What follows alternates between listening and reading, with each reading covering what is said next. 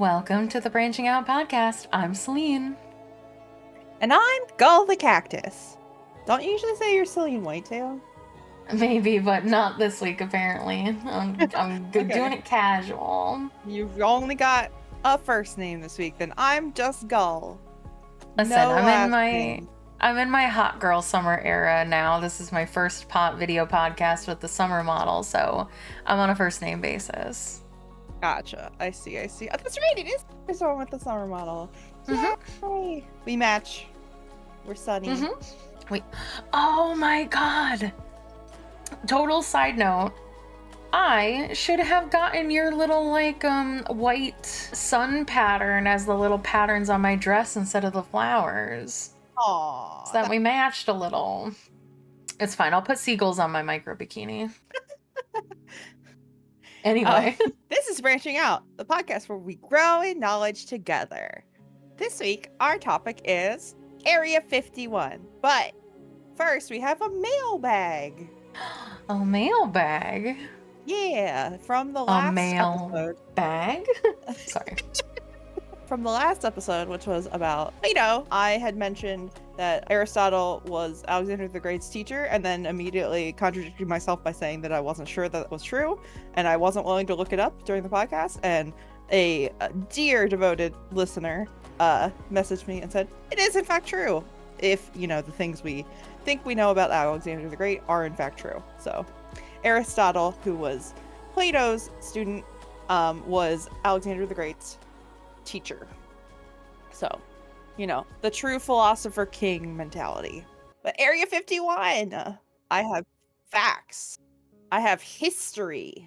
I have a little bit of that too, but Area 51 is not known to the United States government or military as Area 51 officially, except in certain contexts that I will get into later. It's the public common nickname, more or less, of a highly classified U.S. Air Force base within the Nevada Test and Training Range. Officially, it's known as Homey Airport or Groom Lake. And Groom Lake is the name of the salt flat that is right next to the airfield. And the salt flat is actually the reason why the airfield even exists. So it is 23 by 25 miles of restricted airspace. I'm going to go into it further, but it's super restricted airspace. If you're a pilot, you're anywhere in that area, you get told, don't fucking fly there. Don't do it. You'll get arrested. It will be bad. But Groom Lake is used for runways of the Nellis bombing range test site. And that was exciting to me as a certified Fallout New Vegas stan, because I was like, Fallout New Vegas reference, as if, Nellis Air Force Base, an existing real life Air Force Base, just serves to be a Fallout New Vegas reference. But anyway, the origin of the name Area 51 itself is unclear. It could be from an Atomic Energy Commission numbering grid, which had, different segments and each one was numbered. Or 51 was used because it was unlikely that the Atomic Energy Commission would use that number. So it's either from that or tangentially from that. The CIA itself, as far as we, the public, know, has only referred to the base as Area 51 in a document from the Vietnam War. It's been nicknamed, and this is more commonly what it's called, if it's going to be called something other than Groom Lake, Dreamland or Paradise Ranch. And Dreamland is in fact the approach control call sign for the surrounding area. Oh, I forgot. I was going to start this episode off really dramatically, but I forgot and said, I was going to say, Celine. Yes. Do you know what I think about Area 51? What do you think about Area 51? I think there is a conspiracy and they are hiding something. Wow. Gull, the cactus, thinks that there's a conspiracy? But it's not aliens. Oh. The area was chosen as an airfield because of its natural flat topography. So the thing is, a salt flat is an old dry lake. It used to previously hold water, does not any longer. And it's just naturally super flat and hard packed sand, dirt mixture, whatever. And because of that, it makes a really good place to land airplanes. And so the first time that this area was seen and scouted, I think one of the heads of Lockheed Martin or somebody who was scouting the area for Lockheed Martin, because they, are behind the military contracting for like their Air Force jets and shit, was like, yes, this is this is free real estate. And they were like, this is perfect. We don't even have to fucking pave it. It's perfect. Anyway, I'm sure they did pave it, but you know, I was hyperbole. To further write home how restricted this area is, even military pilots training in the Nevada test and training range risk disciplinary action if they get too close to Groom Lake's airspace. So you can be a member of the US military and still get in fucking trouble if you go near here, if you're not supposed to be there. In 1998, the US Air Force officially acknowledged the site's existence, not by choice, really. And then on June 25th, 2013, the CIA released an official history of the U-2 and Oxcart projects as a result of a FOIA, which is the Freedom of Information Act, request that was submitted by George Washington University's National Security Archive. And now I have a few comments here just because, like, I went to GW for my master's, so that's interesting. Cute little Gull reference in there. And also, I personally have dealt with FOIA requests before in my professional life, and they suck. Like, I understand, like, as a citizen of the United States, I understand the importance of this act because it allows for the public to request information on things that are potentially otherwise kept secret or hidden from the public, just as a matter of either administration or bureaucracy, or sometimes in what I will allege as like intentional cover-up.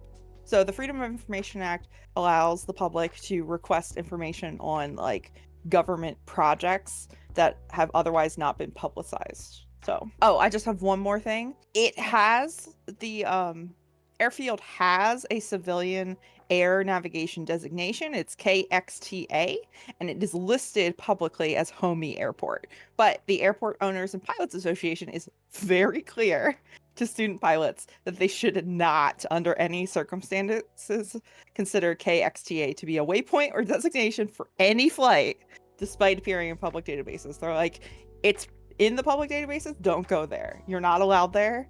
You'll get in so much trouble. Don't do it. And that kind of is my little brief history on it. I get more deep into things when I am talking about what they've actually done there. And that is kind of my topic for the week, but I think you go first this week. Oh, real quick on that note, I just want to say apologies for not having an episode last week. Like, there was sickness in this apartment. There was sickness and we couldn't get it recorded. Apologies. I would say it wouldn't happen again, but it probably will at some point. But we are going to endeavor to keep to our schedule as often as possible because we like learning. We like doing this. We like getting it out to you guys. And just, I wanted to acknowledge that real quick. Area 51, how did it get popular in the public eye? Roswell, Mexico, currently has a giant UFO crashed in a field that people can walk inside of and visit. You'd think it would be a museum or maybe an interesting tourist area. No, it's a feckin' McDonald's. And that's about as American as I think it possibly could be. The history of that is that in 1947, a sheep farmer discovered debris of rubber, aluminum foil, and other hard plastics and claimed it to be a UFO and it was aliens. My first question immediately when I read this was, and I'm going to start this by saying I am not a biology major. I don't really know nothing about biology and evolution and like all that stuff. But like, why would alien spaceships be made out of the same material as like is found on Earth? Maybe I don't understand how like the universe works, but there are two potential reasons for that as far as I understand like science fiction and speculative like science about that. And that would be either aliens would, if they had things that were made out of the same materials as could be found on Earth, or either from a planet that is incredibly similar to Earth, which indicates that they are life forms similar to humans, or at least similar to something that could be found on Earth that could achieve sentience because of the, similarities in like chemical structure of and makeup of the world there. You are right in that in a lot of science fiction, there is we're carbon-based life forms. There's also a lot of like speculation that like silicon-based life forms could exist out there just because of like the similarity in molecular structure or something. I don't know exactly what it is, but there's something about like the makeup of silicon that makes it somewhat speculatively, like theoretically possible to be the basis for life for creatures besides carbon-based life forms. But yeah, no, absolutely. It's like, why would they have the same shit as us? And maybe we have the only like chemical makeup in the universe that actually sustains life with our sun. Who knows? Probably not. No but... way. No. We could get into the conversations. I don't know if aliens is a topic we intend to cover on a different episode, but I guess we can preface it with that. It's not that okay, so I guess we can have a little conversation about whether or not you and I actually believe that aliens exist. Do you believe that aliens exist? I think it is highly unlikely that humans are the only intelligent species, or like species of our level of intelligence in our universe. Just because of the size of the universe, I think it's incredibly unlikely, because the odds of that being the case, I feel like, are less than the odds of there being other species out there that are of a similar or greater intelligence level than us. Hopefully they're of a greater intelligence level. Jesus Christ. No, I 100% am in agreement with you. I also can't believe, I mean, the universe is a crazy place, but it would be pretty crazy. Like, I would say almost, I'm pretty sure scientifically impossible based on or at least mathematically impossible, because there is that one theory, like that mathematical theorem where if you plug in all of the numbers, you can discern how many potential like life-bearing alien planets there are in the universe, and it's a big complicated part theorem. Yeah, no, the universe is just so huge. I think it's just much more likely that yes, we are capable of space travel, but we are not capable of like, I don't know if it's interstellar or like light speed based travel. Like they're probably just far away. Yeah. Or like there might just not be any in our galaxy, but I can't believe there's nothing else out there. Like I find that to be like not scary in a way that it keeps me up at night, because I don't think about stuff like that, but it'd be kind of scary if we were the only things in the entire universe and there's just nothing out there and it's just us and a bunch of planets and stars, that there's just nothing out there at all. I also think it's a little bit like arrogant to assume that we could be the only ones, I mean, Like, I think it depends on why you think that we are the only ones, because we could be. Do I think it's likely? No, but we could be. Like I said, the universe is weird, and maybe we were just the only, you had to have a spark in a million, and I guess there would be fucking trillions and trillions and trillions of sparks out there that could create life in the same way that Earth did. But if you think about the like trajectory that life had to have in order to make humans at the level we're at now, that's a whole lot of things that had to happen. So maybe we're just the only ones that I don't even want to say that we're the only ones that like made technology, and if there are life forms out there, they're quote unquote primitive. Like, I don't know. I think like I originally said, I think the more likely explanation is that if there is intelligent life or even just regular life out there, it's just far enough away we can't get to it or see it too far yet. away. Yeah. Space too big. Space too big. How many, like, life-bearing planets or potential life-bearing planets have we found? I mean, found, like, as far as I know that there are some articles that have come out that, like, there are some, like, life forms on Mars, but I don't think that they are, like... No, I meant, like, hospitable planets. Like if Earth blew up, where would we go? Nowhere. We would blow up. Really? We don't We don't have we don't have anywhere? we don't have the capacity to go anywhere. That's not what I 'Cause, like... mean. Sorry. I'm not saying, like, assuming, all right. So say we're in a movie, right? I think there is a planet that is speculated to be of a similar life-bearing state in Alpha Centauri, but it's so far away we have no way of knowing that because we haven't seen up close and personal all of the planets in our solar system. So we certainly haven't explored even like scratching the surface of ones outside of our solar system. Also, I was going to say real quick, back on the aliens topic, like, I think it is certainly possible we might be the only species of our level of intelligence in life alive right now. Yeah. But that's, I think, in addition to being big, it is also old. So it's possible there are, peoples who have come and gone in other galaxies before we were even, like, a thought in the universe's mind. And it's possible we'll be gone and then others will come after us. I think it's very likely, in fact. So we both agree that we think it's probably likely that aliens exist. I don't think we've met any aliens, though. I will say that. No. Spoilers! For those I don't either. Area 51 truthers. I know, I My don't think so conspiracy is either. about something else. I also kind of have a conspiracy kind of related, but I will leave it till your part. And then my second question was, why do we assume that aliens can only be on human livable planets? Could things not evolve to live on planets that are inhospitable to humans?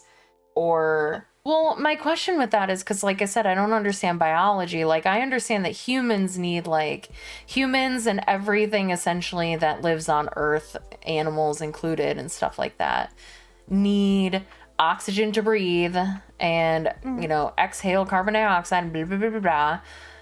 But does every livable thing have to follow that rule? Or is there, like, a potentiality that there's a human or alien race out there that has to breathe sulfur? Like, is that possible biologically? I mean, not according to anything we know or have observed, but absolutely possible. It would just mean that the physical biological systems of those creatures are very different than ours.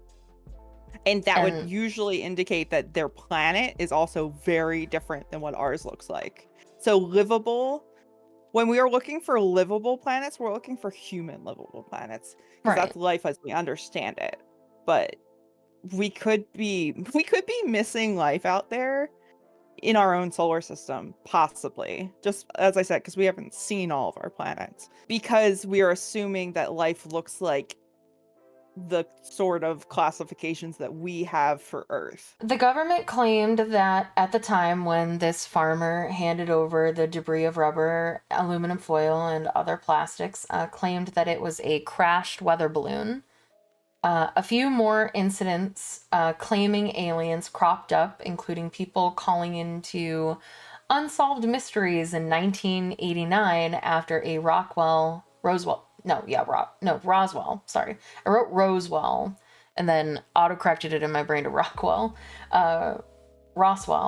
incident episode, and claimed a friend of theirs who was a nurse saw 3 alien bodies, as well as a scientist who claimed that the government covered up aliens and, like, threatened him. I don't believe that either of these things are true, because I think it's pretty convenient that your nurse friend told you about 3 alien bodies and you didn't say anything until an Unsolved Mysteries episode appears on TV. Like, that absolutely smells of clout chasing to me. And I don't know what was up with the scientist. Maybe he was just trying to be like, well, I'm not a scientist anymore. Maybe I'll try to get famous, try to get a book written about me or something. I don't know. And eventually, the government came out with a news story that it had actually been a prototype air balloon with microphones with which they were trying to record Soviet nuclear missile testing, which for some reason seems like a very plausible like answer to that. That makes sense to me. The government didn't want, or like in the Cold War with the Soviet Union, didn't want them to know that they could spy on them from here. And so we're like, oh, it was a weather balloon. And then as soon as we were no longer in the Cold War, they were like, yeah, it was Cold War, prototype technology. And of course, we didn't want to tell anyone about it. And everybody's like, the government lied. The government lied to us. They're aliens. And it's like, how are you jumping this far? Yeah, my research is about how the government lied. Yes, absolutely. They did it multiple times, but it's not aliens. Correct. I agree with you. Kind of my closing question, and kind of the one that I want to pose with my research, is, could the government hide anything of like this magnitude, especially in this day and age of technology, with so many like horrible things being uncovered about people in politics and entertainment? You can make an argument both ways that we somehow didn't know about things like Epstein in this day and age, but it did come out eventually. Do you believe that the government can hide things like this and no one knows about it? And when you say things like this, do you mean like aliens? Do you mean weather balloons? Do you mean... I mean just like kind of general conspiracy theories that the world as a whole has, like aliens in Area 51, the fact that the Earth is actually flat and there's a ring of ice around it. Like, I know most people who believe things like that are quote unquote insane and have that like a stamp on them. But do you think there's any credence that like, I'm not saying, because I already know, and you and I both agree that there are not aliens in Area 51, but under the hypothetical that there were, do you think the government could hide it this long without any credible evidence ever being, put forward? Yes, I do think they could, for the reasons that I'm going to get into in my research. Because I do think that there is a sinister, intentional plot of what has been happening at this particular base for decades. Oh, that has been okay. covered up.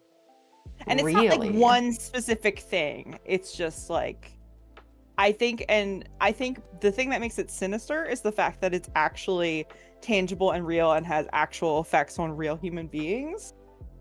And that is the part that I find sinister, as opposed to like, aliens are real and they're hiding it from us. Not that, like, obviously, like, that would be a really big thing. I just don't think there's any credible evidence in any of the research I found about that. But I do think it is possible, for the reasons I will get into in my research, that they could and in fact would hide something like that if they had a reason to. One of the first things I did when getting into Area 51 is one of the first things I do when I get into any of these topics. I go to the Wikipedia page, not in order to like take all of my facts from Wikipedia, but to get like a general overview of the topic so I could have links to other things. Like, there were very helpful links to like the FOIA request and all kinds of things on the page. And one of the things that drew my eye the quickest, besides the fact, this is a meta fact about the page for Area 51, kind of small, considering how much shit is theorized about it. Not to be tinfoil hatty, but I think that that is somewhat intentional. on the part of people who want to not have it talked about. The first thing that my eye when I was reading this is something that I tried to dig into and had a hard time digging into, and I'll get into reasons why I think that is after I talk about it. But in 1994, the US government was sued by the widows of two deceased contractors, Walter Kaza and Robert Frost, not the poet, due to unknown chemicals that were allegedly due to unknown chemicals that were mishandled and openly burned in pits and trenches at Groom Lake. These two women were trying to get any sort of reparations or even just acknowledgement that things were going wrong at this place, and the workers, the contractors who were there, who weren't even members of like civil service or military service, they were just contractors who were brought onto government property for this very top secret shit that they were doing for decades, were exposed to things that led to their early and painful deaths. And so the bodies of these two men were biopsied and found to have high levels of dioxin, dibenzofuran, and trichloroethylene in their body fat. Their widows claimed that they had sustained skin, liver, and respiratory injuries due to their work at Groom Lake, and this contributed to their deaths. They claimed that the EPA, the Environmental Protection Agency, had failed to enforce the Resource Conservation and Recovery Act, which prevents government agencies essentially from doing whatever the fuck they want with like protected chemicals and dangerous things like that. As a result of this lawsuit, the government invoked the state secrets privilege, and at the time President Clinton issued a presidential determination exempting this case from environmental disclosure laws. This is in 1994, mind you. Appeals happened at all levels of the courts, eventually going to the Supreme Court, and every court refused to hear their case. To this day, the president, whoever the president is, annually issues a determination continuing the Groom exception that Clinton first invoked in 1994. Okay, I would say there is weirdly little info on the lawsuit online, but it was handled from 1994 through 1997, so that's very early days of the internet. Things weren't as like readily put online, so the number of articles in the like any newspapers, any local papers is very low, just because of early internet days. Through my research, I couldn't find any indication that the widows of these two men or any other workers as part of that situation at Groom Lake ever received any sort of reparations or satisfaction in this case. And it is so striking to me that 20 years after this incident, every year the president is re-upping this exception that is preventing that information that was being requested to be released to the public from being released. So I will say, I'll give spoilers for what my allegations as to the conspiracy are. My allegations about what's happening at Area 51 is anything they fucking want to do in the name of military science and espionage. I think that there were decades worth of improperly handled materials, violations of any sort of like protections for workers and all kinds of things that would have exposed people from all levels. I'm going to get into like pilot situations and other things that happened at this location.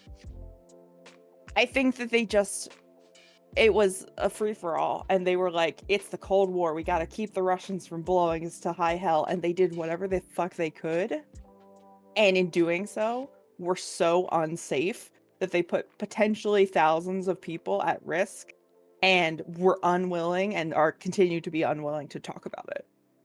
So that is my allegation, and that is the conspiracy that I'm talking about. There was a 1974, this is not in any sort of chronological order, obviously. I was talking about 1994, and I'm talking about 1974. There was an incident called the Skylab incident. And this is a memo that was included in the FOIA request. And it is a memo that CIA director at the time, William Colby, reported that astronauts on Skylab had inadvertently photographed Groom Lake. And so it's not 100% proven that this line in this memo is about Area 51 specifically, but context gives indication that like it probably is. Like without, beyond reasonable doubt that it would be about this. And what he wrote in the memo was there were specific instructions not to do this. Redacted, likely Groom Lake, was the only location which had such an instruction. So Skylab was able to like take satellite photos of anywhere they wanted except this location.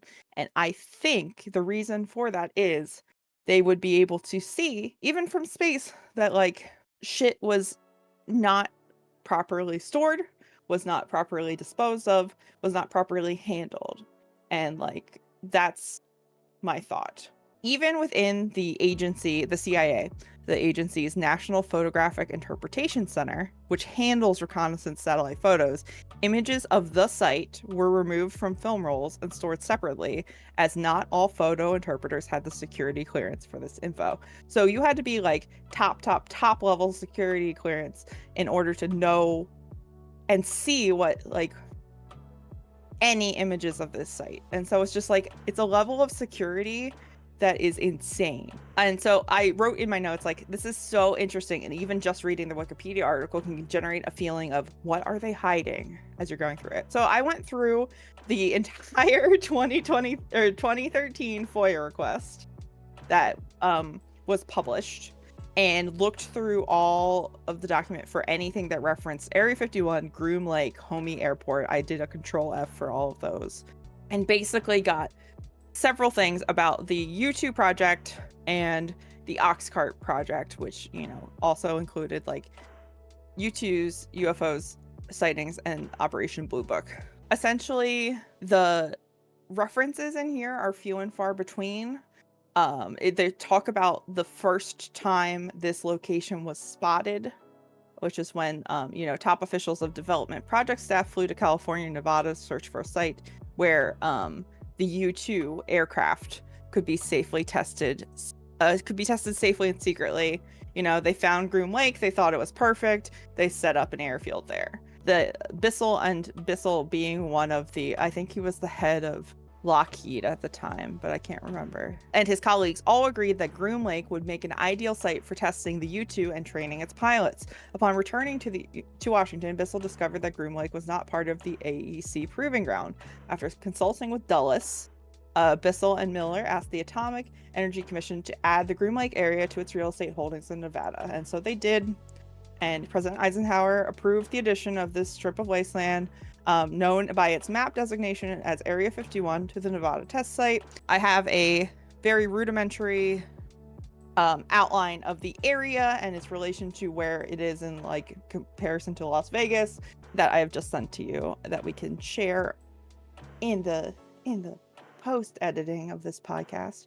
Basically, they and this is part of the thing that makes it so fucked up. To make this is in the document that was written by CIA folks as a memo to their highest people about this whole project.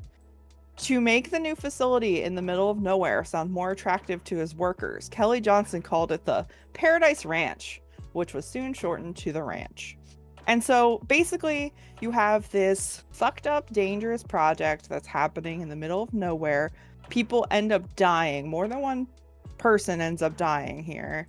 And you're just trying to do anything that you can to get a leg up on the Russians. And that is what is happening here. So the U-2 plane is kind of an infamous thing from the Cold War.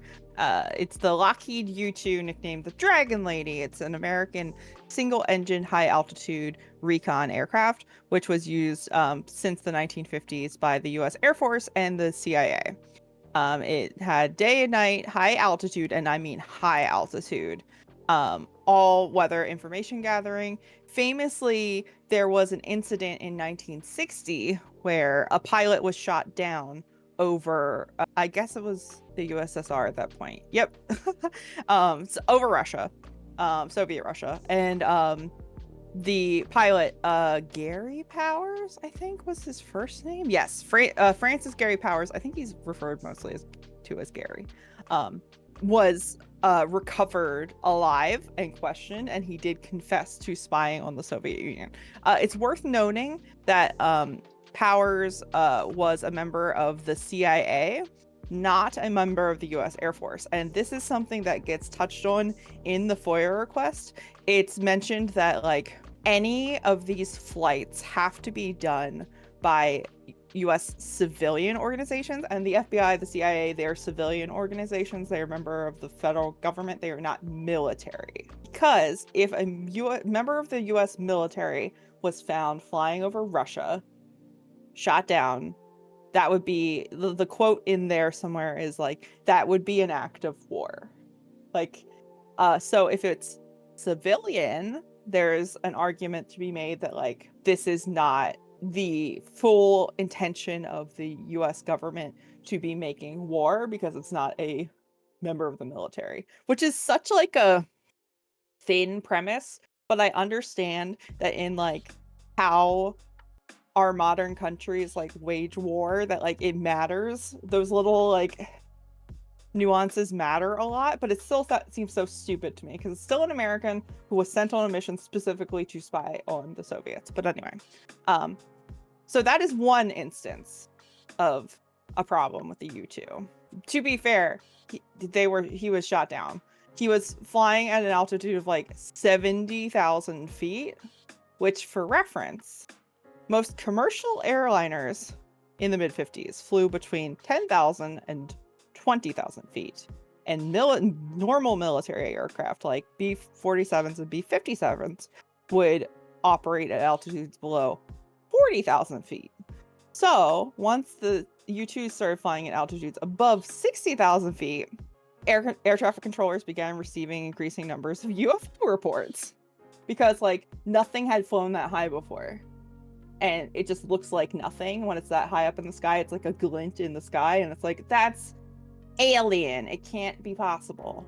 And anyway, so it is actually remarked upon in the FOIA requests that like over half, if not more, of all UFO reports during the late 1950s and most of the 1960s could be accounted for by checking against U-2 and later Oxcart, which is another secret mission that they were conducting at Groom Lake. Flights could be accounted for based on those UFO reports and checking flight records and stuff like that. During testing, there was at least one pilot who was, picked specifically for like his ability and experience to like go on missions. There was at least one pilot who died during testing, but there was also an incident when not a U-2, but a MATS aircraft bound for Area 51 crashed on the 17th of November, 1955, killing all 14 people aboard, including the project security officer, the CIA's William H. Maher, 4 members of his staff, and personnel from Lockheed and HICON. This crash represented the single greatest loss of life in the entire U-2 program. And the reason I bring that up is because there's a pattern here of, incidents where things went wrong at Groom Lake, and it led to loss of life, it led to injury, it led to death. And so there was another incident where on April 2nd, 1957, a modified U-2 experienced engine overheating and failure and resulted in a crash and the death of the pilot, Robert Seeker, who ejected but was struck by the tail of the U-2 as he was ejecting. So he died in the air. Area 51 required 4 days to locate the wreckage because it was so remote out there. I guess there's 2 things I want to mention from that incident. They were not only like testing the regular quote unquote versions of the U-2 plane, they were also modifying it in ways that like it was not necessarily aerodynamically capable of handling. Like that modified U-2 killed that pilot, and like he was an experienced pilot. And That was from, making these modifications to the like regular tech specs of this plane, trying to push it beyond its limits, and the engine overheated and failed. And like that wasn't the only incident that had a crash. Wasn't the only incident where a modified U-2 had a failure. It's just that one resulted in death. And like it's notable to me that because the location of Groom Lake is so remote, it took 4 days to find the wreck. So even if he had survived, like he had ejected, even if he hadn't been hit by the tail of his own plane, would he have survived 4 days out there in the Nevada sun by himself? No food, no water, potentially no shelter. It's really hard to say. That might have resulted in his death regardless of being hit by the plane on the way out. There were other things that I have Googled, and there was another set of lawsuits that were trying to come up, and I think it was around 2013, 2015 that I saw articles about people who had worked at Groom Lake talking about like alleging that they experienced injuries and illnesses as a result of working there. And there is just so little press that I can find on that situation. And that plus the, the breadth, like the very short length of the Wikipedia page, plus the difficulty of finding anything about that 1994 case that is still being suppressed to this day by presidential mandate, to all of these other situations that we know resulted in death and injury. I think the conspiracy behind Area 51 is that they just don't give a fuck about the regulations when it comes to testing there. It's their one place that they're like, do what you need to do to get the results you need, and fuck who it hurts. And like that is really upsetting if that is true. Do you think it's still happening today? I think the airspace is still heavily restricted, and I think the fact that the Groom exception that is annually issued by the president is still being made through a multitude of different administrations across party lines indicates to me that if that information were to come out, it would result in a level of scrutiny that the base does not want to have happen. Because if these were just things that happened during the Cold War, I feel like there is a chance some administration would say, mea culpa, this is a part of our history, it's a dark part of our history, we've moved beyond it, and this is not what we are now. But the fact that we are, the president and the administration is continuing this exception every year indicates to me that they don't want that level of scrutiny to be opened up as a possibility. So it implies to me there's still shit going on there now. I have a potential counter for that, maybe. Sure. Do you think that, well, two things that makes me not so sure about this. The first one is a little less substantial than my second one, so I'll start with that one, which is there really, and maybe this is a weird way to phrase this, but is there really anything that we could develop that is worse than nuclear weapons? I don't know, as a non-scientist. Yeah, me too, obviously. But like, I feel like as a species, we've already created potentially the worst thing that we could have ever in the nuclear weapons. And all of that information is public knowledge, and we as a world watched it be used. I guess maybe I'm just like completely uneducated on the topic, but I just have a hard time believing that there's something worse than nuclear bombs. Like, what could there possibly be that they're fine, that our government or anybody's government is fine with knowing that we created nuclear bombs and still actively have some, and other people have some, How is there anything worse than that they don't want us to know about?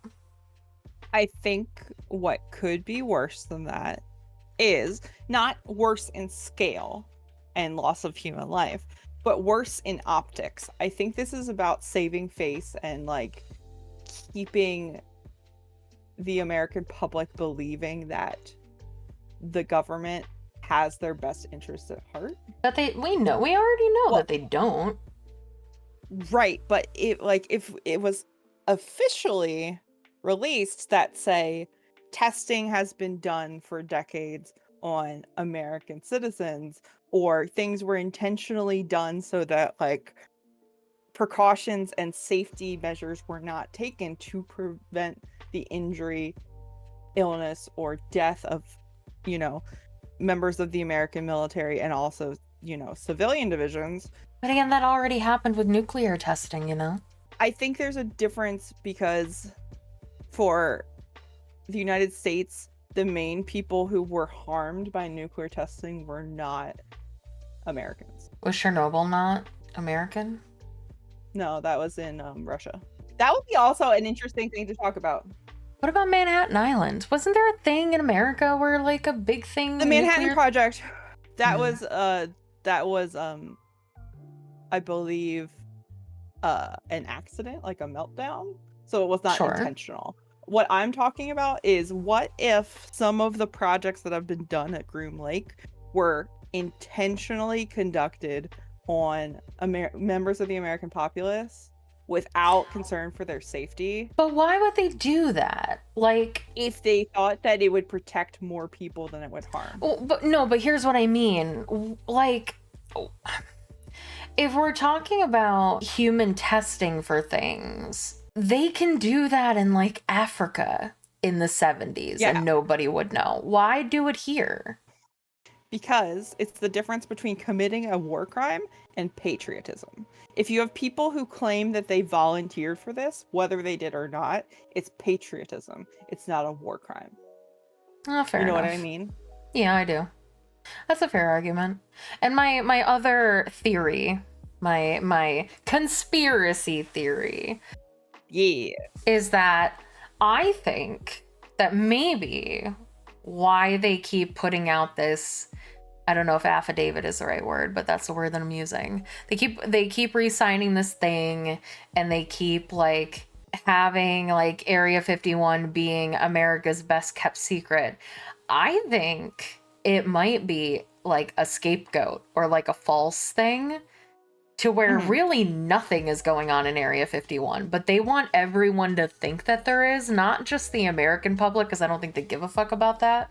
I think it's like a bait and switch, maybe, that like really nothing is going on, but they make it seem like there's something big that needs to be hidden so that they can easily hide other things elsewhere while everybody is focused on this one secret area that everybody thinks that crazy shit is going on at. And I think that's also possible, and not only possible, I think it could be a little column A, a little column B. Like, things that happened there were bad, and bad enough that they don't want them to get out. And I think it doesn't even have to be as sinister as I'm making it out. It could be as quote unquote simple as it would be such a huge lawsuit payout and the resulting like EPA regulations that would have to go in place and restrictions on the CIA and like testing and research that they don't want that to happen because it would cost too much money. Could be the reason why they're keeping all this stuff quiet from the past. And because they're keeping stuff quiet from the past, they're using it as that, like scapegoat essentially to hide what they're doing other places in the present. I think that's absolutely fair. But in either case, I think fucked up stuff happened there. I just don't think it was aliens. No, I don't think it was aliens either. Like I said, I don't know. I have a really hard time believing that things are kept secret anymore. Like, with hackers and technology and, everybody having a camera in their phone. Like, Mhm. and I just have such a hard time believing that story. That, I mean, I could definitely believe that something it's another one of those situations where I can understand both sides, where I wouldn't not believe that something happened, and I don't think it was even anything as like egregious as human testing, but like maybe they just were fucking around with chemicals that they didn't really know what was going to happen, and Mhm. these two guys died, and the wives went and got, I don't want to say uppity because but like from their perspective got uppity, not from my perspective got uppity. Mhm. When like the construction workers probably all signed loads and loads of paperwork that denied any like responsibility of the government, and they probably went against it because they were pissed.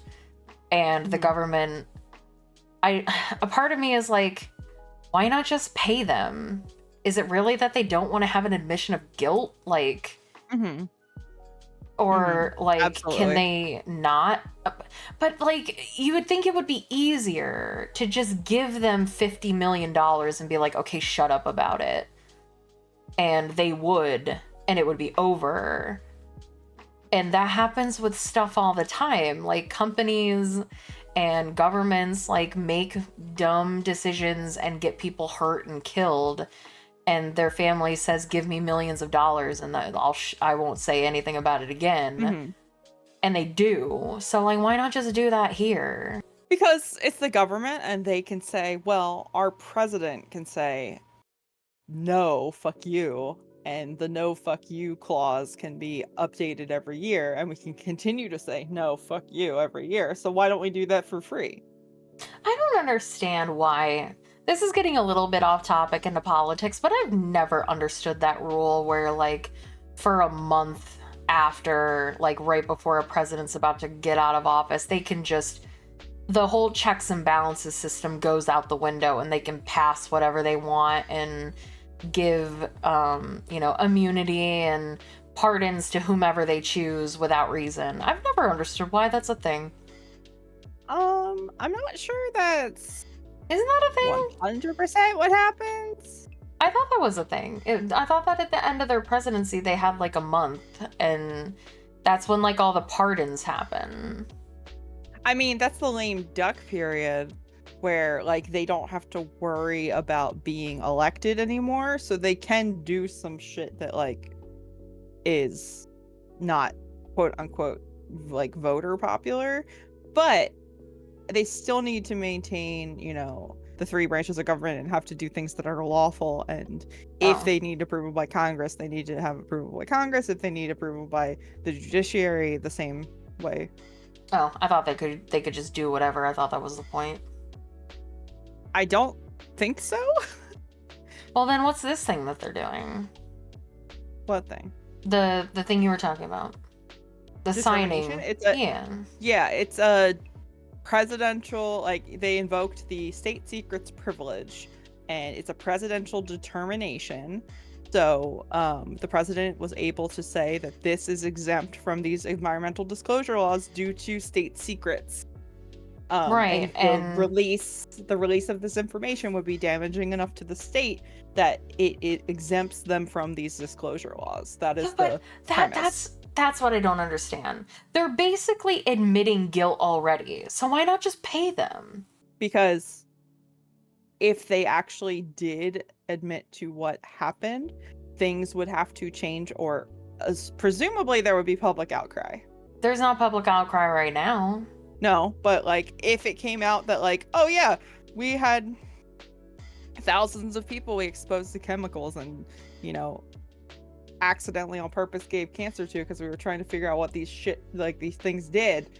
Oops, sorry, they were Americans, by the way. I think there would be some public outcry about that. I mean, no offense, but we outcry about everything, so I I feel don't know. like it But anyway, to me, it would just be like a, I don't mean this as callous as I'm saying, but I feel like since The government fucks us so much. I feel like we'd just get over it. Like, yeah, we would be upset for a little Yeah. while, but then we'd get upset about something else and move on. Like, I feel like it's just that's why like I have that theory that it's meant to be a scapegoat, because I feel like we've been through worse and are having our government have done worse, that yeah, people would be upset for a while, but then we would move on to the True. next thing we're upset about. There are two things I will say as a counter. Sure. You have to consider that, I don't have to, but I will. well, you might consider that the US government is incredibly interested in getting people to become members of the military. And they're also incredibly interested in having contractors who are willing to work with the United States uh, civil and military services for as cheaply as possible. And if they were to admit, hey, we intentionally endangered the lives of people who we were paying to do this work, and they had to be there because there was no other option because it was so fucking remote, and they signed the papers and they did the work. Oops. Sorry. We don't really want to change the regulations. You would have people. I understand that you have a more cynical viewpoint, but there are some people, there's a lot of people actually out there who are very patriotic, believe in the message of America that the government wants them to believe. And the chance of damaging the viewpoint of those people who would be the ones to sign up for military service, to go into civil service, to go and like do those patriotic activities that the government needs them to do, if that is damaged, that is a problem for their workforce. But it also represents a problem on the world stage, because if there is even the implication that our military could be weakened in some way, whether it's like recruitment being down or whatever, it weakens our position with people with, powers such as, say, Russia or China, who have, not always the best of intentions. And I'm not going to get all conspiracy theorists about like, the Red Menace or whatever either, but like, there are powers in the world who are interested in gaining more power and weakening the United States. That much is true. So I will say that caveat. But like, if our position is weakened or perceived to be weakened, it is a bad thing for the United States. So that is what they're trying to avoid. Man, if only it really was as simple as aliens, huh? I know, right? It would actually be better if it was aliens. It would be so much less like cynical and bad if it was Yeah, aliens. and just sad. Yeah. But I also, again, the big reason why I don't think it's aliens is, especially in this day and age where I feel like I get back in the 40s or whatever when the world was a different place, but like, maybe I'm wrong, and maybe there's some statistics that you want to Google while I say this, but I have to think that most Americans, not even Americans, I feel like most people in the world probably believe that aliens exist in some form of fashion. Like, they might not be like the little green people that we always imagined they were in like science fiction, but like, and again, maybe this is my insular bubble, like I was talking about last week, where I was like, I kind of have a view, and so I think that unless like challenged, most people have this view because it just seems logical. But I would think that most people rationally, either they think that they're the little green people, and are conspiracy theorists that think that aliens exist, or they're just what I believe to be rational thinkers that are just like, yeah, probably somewhere aliens exist. I did Google, and Pew Oh, Research, which is like one of the major like polling institutions, did a study.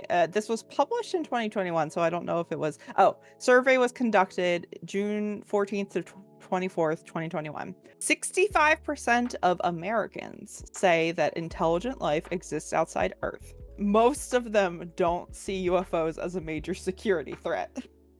So it's not like aliens exist and they're gonna eat us. It's like, yeah, there's probably intelligent life out there. No, I don't think that they're gonna come fuck us up immediately. Like 51% says not a threat, 36% says a minor threat, 10% says a major threat, and 3% refuse to answer.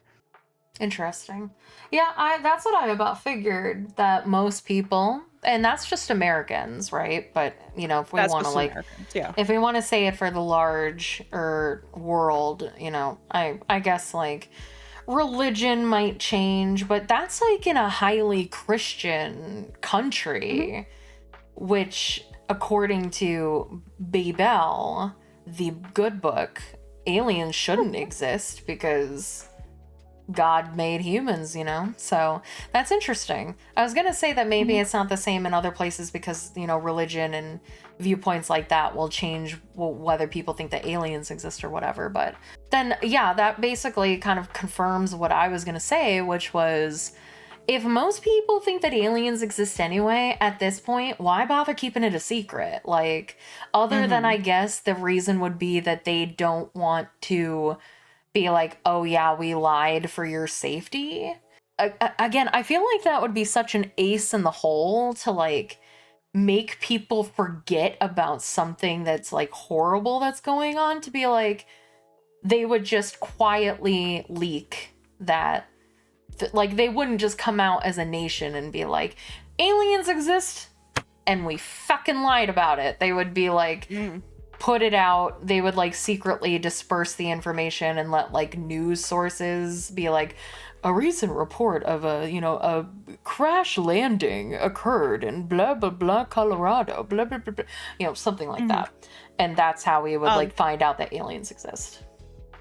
I just want you to know that when you were saying aliens exist and we fuck, I thought you were gonna say we fucked them, because you know that if Bill fucking Clinton met and fucked an alien, he'd be telling everybody about it. Why would he be fucking the aliens? Because that's what he does. He fucks people. Specifically women, as far as I know. But he's a famously horny president.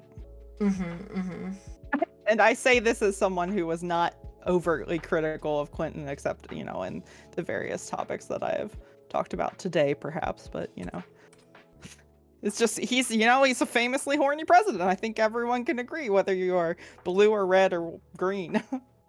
Green. Why do I always pick topics that I don't know anything about?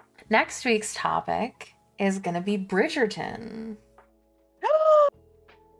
I know Gull's excited. She loves Bridgerton. I don't know any. Oh my god, do we watch Bridgerton? No, don't make me do it. No. Yes. I don't read and I don't watch. Yes. Bridgerton. No. Oh, I'm so excited. I haven't finished all of season 3. I'm so excited. I'm writing a lesbian Bridgerton-inspired ASMR series that I hope to one day turn into a novel. That's why I read all of Frankenstein. The main character of the book was reading Frankenstein. Oh my god. Well, I guess it's time to do the outro. What do you got going on this week?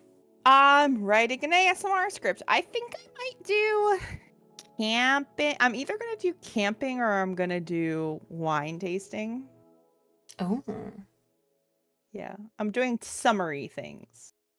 I mean, makes sense. We are in the summer. I thought you were really into the ice cream truck. I was, and then I ran out of ideas for it. So I might need to workshop with you. Okay. I'm always willing to help. Well, what am I doing this week? I mean, I don't have anything exciting, I don't think. Just more of the same. Got a lot of commissions that are hopefully to be finishing soon. Gonna be releasing some shorts. Sorry, I just really decided to lean back in my chair just then. Gonna make it real squeaky. Excuse me. Should hopefully maybe not this week, but maybe this week, setting up the recording studio. Oh, geez. Sorry, okay, I coughed again for ASMR. Maybe we just have to get it done by the end of the month, which is fastly approaching. Oh shit, you're right. I have things Gotta to do. got a couple of oh, I need to mark the egg as completed. Got a couple of different toggles. My hair comes off sometimes. And And you a hate couple of it? other things. I do hate it, but everybody else loves it. Maybe we'll have some music soon? Allegedly, we could get music today. Oh, well, I already said we're gonna That have it was the for next last week. thing I heard. Nice. Oh, okay, so we haven't gotten it yet. Nice. Okay. No, we have not gotten it today. Gotcha. I might be on Gamer Subs next time that we're recording this, so I might have the zoomies of my own. Ordered Silver Veil and Cinder's thing because I need some caffeine sometimes, but I don't like coffee. I don't like tea. I feel nervous about energy drinks, and I don't like to drink soda. Sorry, I'm being hit with a coughing fit right at the end of the episode. Please don't die. It's just a what tickle. I'm doing while you're coughing is I am also going to try at least one day to play some I was gonna say Fire Emblem World. That's not right. Monster Hunter World. Get some more gold crowns. But I'm also intending to play some more on the Cobblemon Pokemon Minecraft server, which is available for members of our community who are supporters to join and play in. So, intending to do that, intending to do some art, got to do a thumbnail for this week's ASMR, got to do the ASMR, got a King of the Rosewoods July ASMR, and then gotta finish this Red Roses ASMR as well. Got a lot to do. I gotta, like I said, I don't know if I ever finished it, but I've got a couple of shorts coming out from my fave creator. She is a YouTube. I originally found her through her YouTube videos where she does like clips of VTubers, like a monthly compilation of different VTubers, and she put me, after I found her, put me in one of her videos. So I've commissioned her for a couple of shorts, which I've gotten 3 of them back for, and so they should be being posted this week. I wanted to wait until I did pay for them already, so I guess they're done. I can post them whenever I want then, I guess. And Autumn outfit should be getting worked on soon. I think I get the payout for that soon. So it was on the same day for the stream schedule, so it really should have been this one. So it probably will come out tomorrow. So I can commission Aircy for that. So we're gonna start getting Autumn's ready for the September 22nd debut. So that'll be this week. That the art gets at least commissioned for. And yeah, just more of the same. Streaming every day on Twitch. Gonna stream a couple of times on Fansly. We're gonna be starting Tamervale, which I'm very excited for. I hope that game is fun because it looks fun. Hopefully gonna be finishing Final Fantasy IX this week. I feel like I've been playing that game forever. So I'm hoping to complete it and move on to the next thing this week. Not that I'm not enjoying Final Fantasy, it's just like I feel like I've been slacking. Because I keep telling myself, oh, I'm gonna, like, every time I start stream, I have 3 games that I'm gonna play: Minecraft, Final Fantasy, Maguri Mod, and Fruit Mountain, which was requested of me like a week ago at that point. And I only just got to it today, and no Final Fantasy because I spent 5 hours building a boathouse in Minecraft, and I was like, oh, this will be quick. It was not quick. And that's usually how my be like that. That's usually how my streaming ends up. Is like, I'm gonna do 3 hours of Minecraft, I'm gonna do 2 hours of Final Fantasy, and I'm gonna do an hour of a game if somebody requests it. And then it ends up being 5 to 6 hours of Minecraft, and I'm like, well, I can't do anything else now, so shit, I guess I have to try again tomorrow. And I don't think I have anything else. Yeah, like I said, I don't know if I ever finished, but yeah, I got gamer subs because I I can't really drink any other caffeine or am nervous about other caffeinated things. So I'm hoping that this will give me some energy in the middle of the day to perhaps maybe do dishes or sweep the floor or do any of the other things I should be doing that isn't just sitting in the chair after I've finished work. That's my goal with these gamer subs. But we like sitting in the chair. Yeah, but I could do a little bit more. I feel like if I just had that oomph of energy, I could do a little bit more. Oomph. So yeah. Thank you everyone for watching. Appreciate you so much. Yeah, you can find me on Twitter and Twitch at Gull the Cactus, and everywhere else. I think you can find me on Reddit if you want me to like write you an ASMR script. You can find me on Coffee if you just want to read the ones I've done. You can find that on Reddit or on Scriptbin. I'm Gull the Cactus there and everywhere. And I'm Celine Whitetail, literally everywhere. I think the only social media platform that I'm not on is Instagram. And we were considering opening up an Instagram until Instagram did their little AI thing that made all artists like leave. And as a VTuber, I am uncomfortable putting somebody else's art on Instagram, even my own models, because I don't want to like consent to other people's art being used for AI research. So Instagram is basically the only place you can't find me. I'm pretty sure everywhere else. Twitch, Twitter, we have a Discord server that you can literally find if you go to any of the other places. I have it linked everywhere. I just got a text message. My gamer subs has been delivered. Perfect. I'm excited. I want to know. I hope I got one of the 10%. Ooh, we can try tubs. it. You Yeah. can be on Gamer Subs while on Fansly. No, not here. Oh. Yeah. Delivered to the place. To the P.O. box, yeah. So, some other time soon. Soon. But yeah, you can follow me everywhere at Celine Whitetail. Literally everywhere. Thank you so much for listening. This has been Branching Out with Celine Whitetail. And Gull the Cactus. And remember, keep learning. Yeah. Yeah.